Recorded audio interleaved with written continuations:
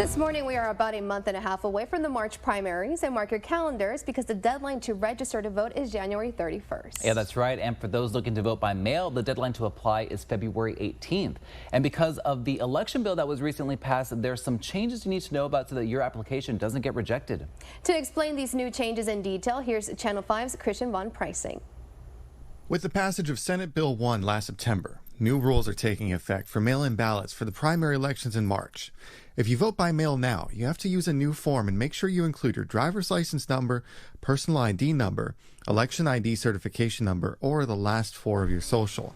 You also need to make sure it matches with your voter registration. I have to go back and look in my record because I don't remember what I used when I registered so many years ago. And so I'm going to have to do that if I were to choose to vote by mail. Yvonne Ramon, elections administrator for Hidalgo County, says the new rule and even more recent guidance from the Secretary of State is causing ballots to get rejected. Let's say I registered when I was 20 years old and I used my driver's license number. Well, guess what? The driver's license number is not matching your social security number, and I must then reject that application because it must match. In Hidalgo County, Ramon estimates more than half of the mail-in ballot request forms were rejected because they don't meet the new standard. In Cameron County, 5 out of 60 were rejected. Basically, those individuals just used one of our older forms that didn't request that information specifically. So we're hopeful that with the time they have between now and the deadline, that they'll have plenty of time to correct it.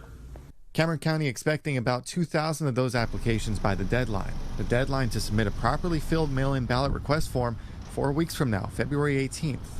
This has made it very difficult for our community, especially the elderly that don't have, they don't have computers on hand, and they don't have, with everything being approved so late in the game, it has made it difficult for us to move forward. Those elections officials asking people to reach out if they have questions. Christian Von Preissing, Channel 5 News this morning.